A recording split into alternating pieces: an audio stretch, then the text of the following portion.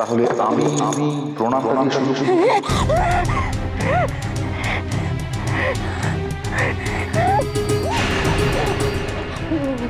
না, আর কোনো সর্বনাশ হতে দেবো না। আর কোনো সর্বনাশ হওয়ার আগে সৌরভকে বলে দেবো। আমি সবটা বলে দেবো সৌরভকে। বলে বলে সরে যাবো। আমি থাকবো না, সরে যাবো। কোনো সর্বনাশ আমি হতে দেবো না, হতে দেবো না। বাড়ি কেউ কোনো ক্ষতি করতে পারবে না,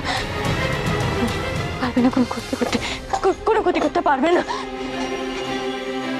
পাবে না, অংশমালাইরে আমাকে পাবে না, পাবে না। আমার এবারে কেন কোনো ক্ষতি করতে পারবে না, কোনো ক্ষতি আমি।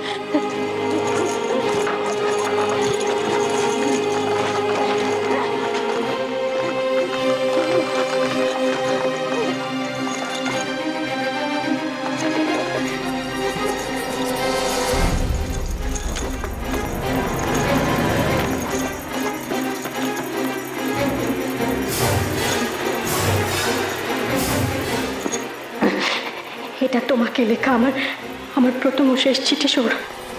ইদানিং তুমি আমার কাছ থেকে অনেক দূরে চলে গেছো। কারণটা হয়তো আমি তোমাকে নিজে সব কথা বলতে পারিনি। অনেক কথা ছিল, অনেক ভুল হয়ে গেছে, কিন্তু আর নয়। তোমাকে আজ সব কথা বলতে হবে, কারণ আজকের পর আর সময় পাবো না।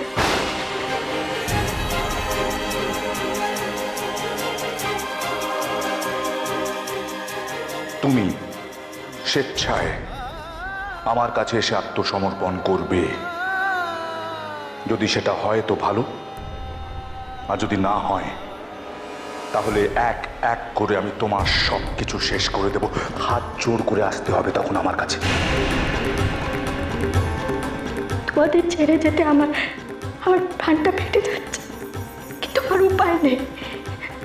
ঠিক বুঝেছ, আদিনাথ সিদ্ধান্ত ছুটকিকে চায় না, আমাকে চায়। তুমি যদি আমার কাছে না আসো তাহলে তোমার ননদকে আমি বিয়ে পর্যন্ত করে নিতে পারি। তারপর তার সঙ্গে কি হবে সেটা নিশ্চয়ই তুমি আন্দাজ করতে পারছো।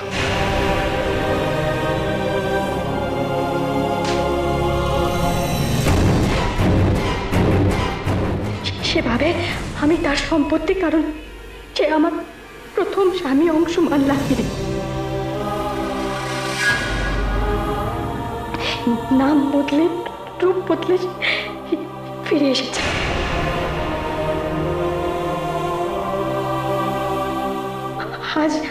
আজ তার অনেক ক্ষমতা, অনেক টাকা।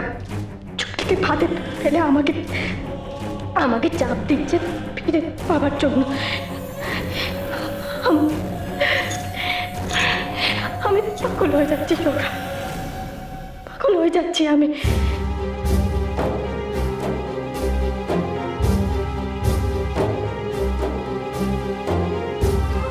এখন সব থেকে অসহায় অবস্থাটা হয়েছে আমার। চোখের সামনে দেখতে পাচ্ছি বাড়িটা ছাড়কার হয়ে যাচ্ছে, কিন্তু কিছু করতে পারছি না। আর সেই ছাড়কার হয়ে যাওয়ার কারণটা যে তুমি, সেটাও ফিল করতে পারছি, অথচ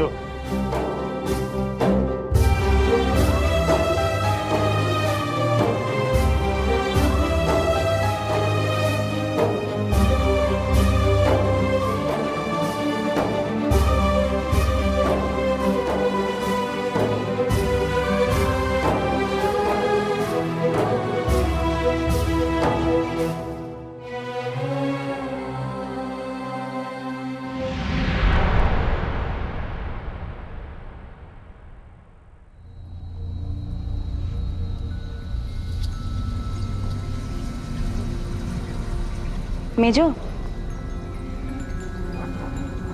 বলছিলাম যে তোরা একবারও নিচে আসবি না? হ্যাঁ, আমি আসছি। আমি তোর একার কথা বলিনি মেজো, তুই তো বিয়ে করেছিস, আর তোর বউকে আমরা বরণ করে ঘরে তুলেছি।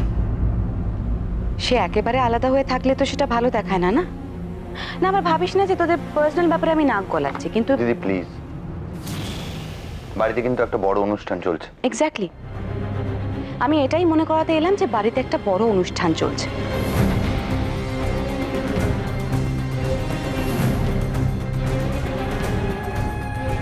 দেখি, আমি তোকে আগেই বলেছি।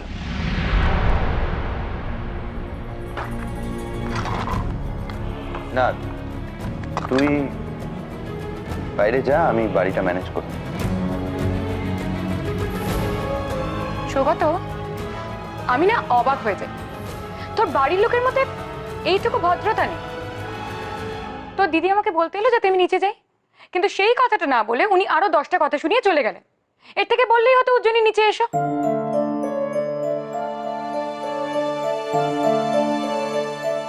দেখ তুই কি করবি, আমি নিচে যাচ্ছি।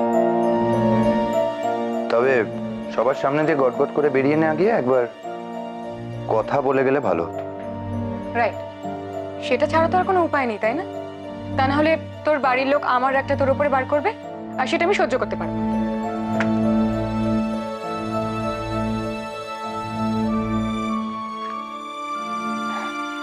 বাবা, আজকাল আমায় কেউ যাতা বললে তোর বুঝি গায়ে লাগে?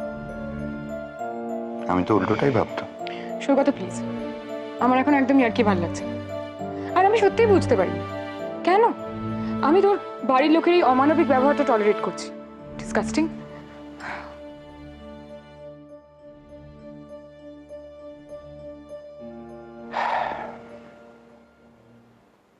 বোধহয় আমার জন্য।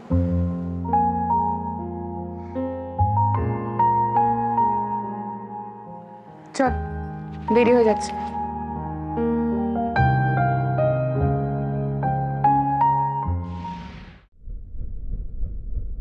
সৌরভের বাড়ির প্রথম সর্বনাশটা নিজের চোখে আমার বাড়িতে এসে দেখে যেও। আমি আমি ওনাকে ছাড়া বাঁচতে পারবো না। যা কিছু ঘটছে আলো সব কিন্তু তোমার জন্য, সব কিন্তু তোমার জন্য।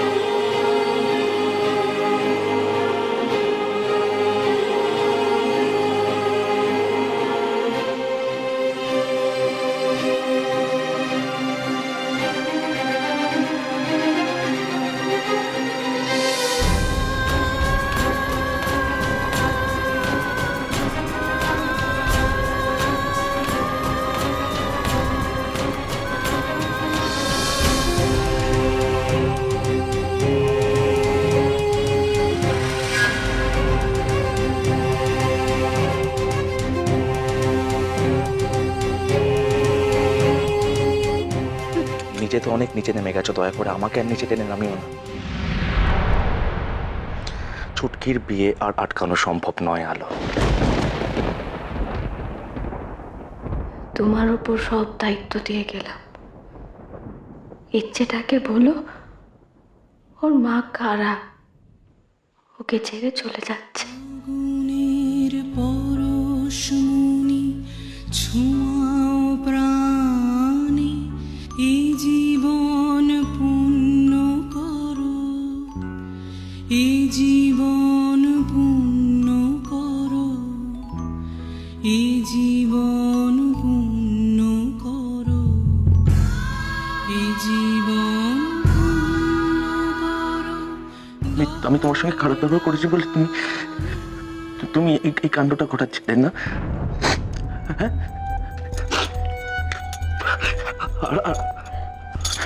আমি আমি আমি কিচ্ছু বলবো না, আমি তোমাকে কিচ্ছু বলবো না। আমি তোমাকে সন্দেহ করবো না, কোনো প্রশ্ন করবো না, কিচ্ছু করবো না। আমি আমি আমি অবিশ্বাসও করবো না। আমি কথা দিচ্ছি, আমার ভুল হয়ে গেছে, বড় অন্যায় হয়ে গেছে, আর কখনো হবে না। তুমি কিন্তু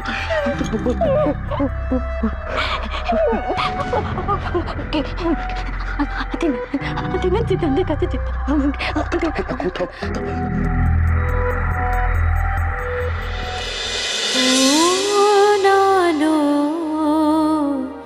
লাগলো চোখে